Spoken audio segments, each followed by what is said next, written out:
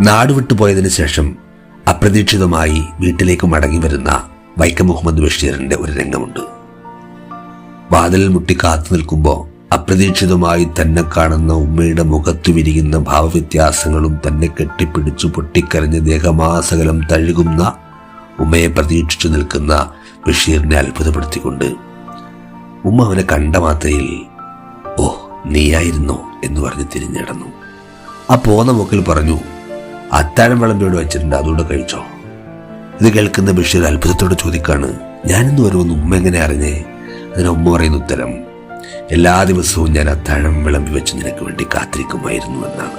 ഇതുപോലെയാണ് ഓരോ ഉമ്മയും മക്കളെ പ്രതീക്ഷിച്ച് വഴിക്കണ്ണുമായി കാത്തിരിക്കും. നമ്മുടെ അർജുൻ്റെ അമ്മയും കഴിഞ്ഞ ദിവസങ്ങളായി മണ്ണിൽ പുതച്ചു വന്നിറങ്ങിയിട്ടും നാളെ അവൻ അത്താഴം കഴിക്കാൻ വരുമെന്ന് പ്രതീക്ഷിച്ച് കാത്തിരിക്കുകയാണ്. അമ്മയുടെ കാത്തിരിപ്പ് ഒരിക്കലും വൃഥാവിലാവാതിരിക്കട്ടെ.